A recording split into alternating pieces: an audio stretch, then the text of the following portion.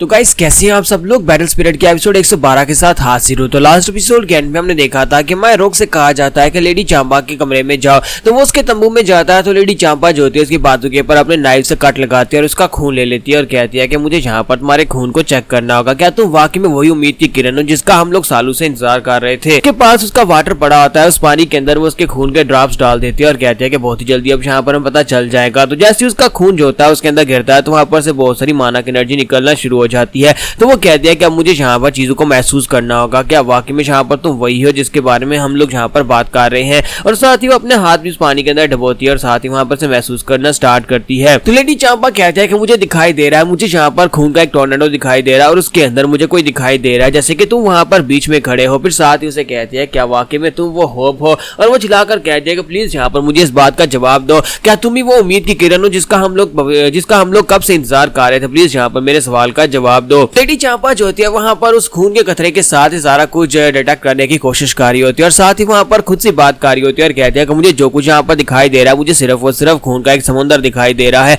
एक वॉर्टेक्स यानी कि एक टोर्नेडो दिखाई दे रहा है खून का, और साथ मुझे यहाँ पर बहुत ही कमजोर इग्नोरेंस दिखाई दे रही है कि तुम ये भी इतने स्ट्रॉन्गर नहीं हो कि तुम यहाँ पर उम्मीद की किरण कहलाए जा सको। साथ ही वो कहती है क्या हमारे गाँव के चीफ ने यहाँ पर गलत बंदे को मेरे पास लेकर आए हैं, क्या उन्हें लगता है कि जिसको हम लोग उम्मीद की किरण समझ रहे हैं असल में वो बहुत ज्यादा कमजोर है, क्योंकि ये होप कहलाने के लिए काफी नहीं है, उम्मीद की किरण के लिए ये काफी नहीं है, ये बहुत ज्यादा कमजोर है। फिर साथ ही वहां पर वो उसको और ज्यादा एनालाइज करने की कोशिश करती है और कहते हैं कि फिलहाल के लिए तो तुम यहाँ पर वो उम्मीद की किरण नहीं हो। और जैसे वहां पर उसे और ज्यादा एनालाइज करने की कोशिश करती है उसे दिखाई देता है कि वो वॉर्टेक्स जो होता है यानी कि वो खून का वॉर्टेक्स जिसके बीचों बीच हमारा रोग से खड़ा हुआ दिखाई दे रहा था। तो उसे कहते हैं कि ये तो रिवर ऑफ लाइफ की एनर्जी है, लेकिन रिवर ऑफ लाइफ की एनर्जी यहाँ पर तुम्हारे वॉर्टेक्स के अंदर क्यों अपीयर हो रही है। तुम्हारा रोग उसके सामने बैठा होता है, वो साथ ही रोग की तरफ भी देख रही होती है। फिर साथ ही वो कहती है ऐसा बिल्कुल ही पॉसिबल नहीं है, तुम रिवर ऑफ लाइफ के साथ कनेक्टेड कैसे हो सकते हो। रिवर ऑफ लाइफ तो गॉड कंट्रोल करता है, जिस गॉड ने यहाँ पर इन सारी दुनियाओं को बनाया है। और इसी के साथ ही लेडी चांपा को वहां पर माया रो के इर्द गिर्द 2 और लाइट्स दिखाई देना शुरू हो जाती है। तो वो कहती है कि यहाँ पर तो 2 और लाइट्स हैं,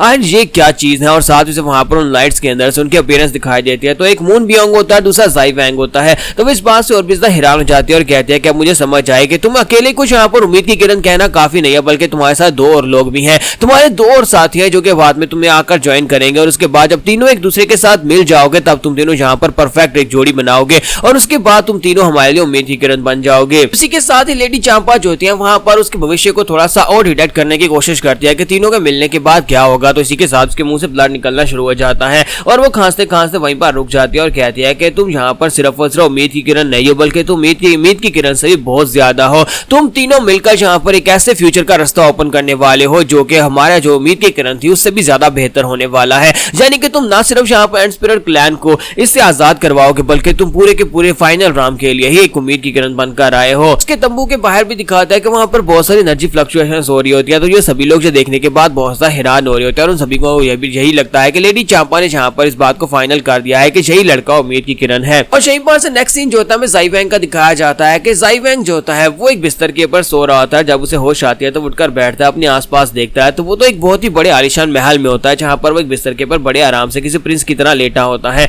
और जब वहां पर सोकर उठता है तो वहां पर दिखाता है कि ये एंजल रेस होती है जहां पर वो गिरा होता है। तो एंजल रेस की जो क्वीन होती है वो अपने बेड के ऊपर बैठी होती है, सॉरी अपने जो उसका क्या उसे कहते हैं थ्रोन होता है उसके ऊपर बैठी होती है और उसके पास एक एंजल जनरल होती है जो कि हमारे जाई वैंग को उसके पास लेकर आती है। तो जब जाई वैंग को उसके पास लाया जाता है तो क्वीन कहती है जल्दी से उसे मेरे पास लेकर आओ, कर वो उठ गया है। तो इसी के साथ ही हमारा जाई वैंग वहां पर एंट्री मारता है। जैसे जाई वैंग वहां पर निकल कर आता है तो सभी लोग उसे देखकर बहुत ज्यादा हैरान हो जाते हैं, क्योंकि उन्होंने आज से पहले कभी किसी टेस्टर को नहीं देखा था जो कि टेस्टर व्हाइट बालों वाला और साथ ही नीली आंखों वाला हो, क्योंकि ये वाले ट्रेड्स जो है ये स्पेशली एंजल्स के होते हैं, जैसे कि उनकी क्वीन के भी व्हाइट बाल और साथ ही उसकी आंखें भी नीली है। तो वो सभी लोग बहुत ज्यादा हैरान होते हैं और कहता है कि ये तो एक लो लेवल के इंसान है, यानी कि इंसानी रेस है, और फिर भी यहाँ पर ये हमारे एंजल्स की तरह क्यों दिखाई दे रहा है। तो क्वीन भी उसे देखने के बाद काफी हैरान होती है और हमारा जो जाई वैंग होता है उनसे कहता है क्या तुम में से कोई यहाँ पर मुझे सिचुएशन के बारे में बताएगा यहाँ पर चल क्या रहा है। तो इसी के साथ ही एंजल जनरल उसे कहती है कि अपनी बकवास बंद करो, तुम्हारी क्वीन के सामने इस तरह से बात नहीं कर सकते, घुटने टेको और यहाँ पर उनसे माफी मांगो। जबकि हमारा जाई वैंग अपनी एनर्जी को रिलीज करके गुस्से के साथ उसके तरफ घूर कर देखता है, जबकि दूसरी तरफ से जनरल जो होती है अपनी तलवार निकालती है और कहती है कि तुम यहाँ पर मरना चाहते हो, क्या तुम्हें लगता है कि मैं तुम्हें मार नहीं सकती। तो क्वीन कहती है कि बस शांत हो जाओ जनरल, तुम्हें यहाँ पर इसे रूडनेस में बात करने की जरूरत नहीं है। फिर साथ ही वो कहते हैं कि यहाँ पर आओ, मेरे पास आ जाओ। तो हमारा जाई वैंग जो होता है उसकी बात सुनने के बाद उसके करीब चला जाता है और कहता है कि हाँ बताओ तुम क्या कहना चाहती हो। और जैसे वो क्वीन के करीब जाता जाता है तो क्वीन इसी के साथ ही अपना हाथ आगे बढ़ाती है और अपना हाथ आगे बढ़ाकर उसे पकड़ने लगती है। तुम्हारा ज़ाई वैंग अपनी पावर्स को रिलीज करके अपने आप को बचाने की कोशिश करने लगता है, लेकिन जैसे क्वीन उसको अपना हाथ आगे बढ़ाती है तो वो उसको बड़ी आसानी से पकड़ लेती है और हमारा ज़ाई वैंग जो था अपनी एनर्जी को रिलीज नहीं कर पाता। वो कहता है कि ये मेरी सारी की सारी स्ट्रेंथ कहां पर चली गई, मैं यहाँ पर अपनी एनर्जी को यूज क्यों नहीं कर पा रहा, कहीं ऐसा तो नहीं है कि इस औरत के टच करने से मेरी सारी की सारी एनर्जी चली गई है। तो क्वीन उसे कहता है कि तुम्हें यहाँ पर रेजिस्ट करने की जरूरत नहीं है, मुझे पता है कि तुम एक टेस्टर हो, लेकिन तुम यहाँ पर अपनी पावर्स को यूज नहीं कर पाओगे, जितना ज्यादा तुम मेरे करीब रहोगे उतनी ज्यादा तुम्हारी पावर्स चली जाएंगी। तो हमारी एंजल क्वीन की स्पेशल फिजिकल एबिलिटी है। साथ ही वो उसके बालों में हाथ फेरती है और उसे कहती है देखो तो जरा तुम्हारे सफेद बाल कितने ज्यादा परफेक्ट है और साथ ही तुम्हारी ब्लू आईज, ये तो वाकई में हमारी एंजल रेस की तरह की, जैसे कि तुम यहाँ पर मेरी आंखों और मेरे बालों का कलर देख पा रहे हो। लेकिन ऐसा कैसे हो सकता है कि तुम्हारे पास यहाँ पर एंजल्स के कैरेक्टरिस्टिक्स हैं, यानी कि तुम एक इंसान और तुम एक टेस्टर जो दूसरे प्लेनेट से यहाँ पर आए हो, फिर भी तुम्हारे पास यहाँ पर हमारे एंजल्स की तरह ही बहुत ज्यादा खूबसूरत बाल और आंखें कैसे हो सकती हैं। फिर साथ ही उसे बताती है कि कल तुम हमें यहाँ पर हमारे कोर्टयार्ड में घिरे पड़े मिले थे और हम तुम्हें वहां पर से उठाकर ले आए, हमें लगा कि शायद तुम एक एंजल हो, लेकिन उसके बाद हमें पता चला कि तुम तो एक लो लाइफ के टेस्टर हो, यानी कि तुम सिर्फ और सिर्फ एक इंसान हो जो ह्यूमन रेस से है। तो क्वीन उसे कहती है कि वैसे तो मैं यहाँ पर से तुम्हें उठाकर बाहर फेंक देती या फिर तुम्हारे साथ कुछ और करते, लेकिन क्योंकि मैंने यहाँ पर तुम्हारे सफेद बाल और तुम्हारी नीली आंखें देखी जो कि हमारी रॉयल फैमिली की निशानी है, ये एंजल होने की निशानी है, तो तुम यहाँ पर ये सब कुछ कैसे है, तुम्हारे पास ये सब कुछ कैसे है, तो मैं यही सब कुछ जानने के लिए बहुत ज्यादा क्यूरियस हूँ, इसी वजह से मैंने यहाँ पर तुम्हें रखा हुआ है। फिर साथ ही अपनी टांग उठाकर उसकी चेस्ट पे रखती है और उसे कहते हैं तो चलो जल्दी से आप यहाँ पर फैसला करो, तो क्या तुम यहाँ पर मेरे पालतू बनना चाहोगे। तो ज़ाई वैंग कहता है कि यहाँ पर दोबारा कहो कि तुमने क्या कहा, क्या तुम्हें लगता है कि मैं यहाँ पर तुम्हारा नौकर बनूंगा। और इसी के साथ ही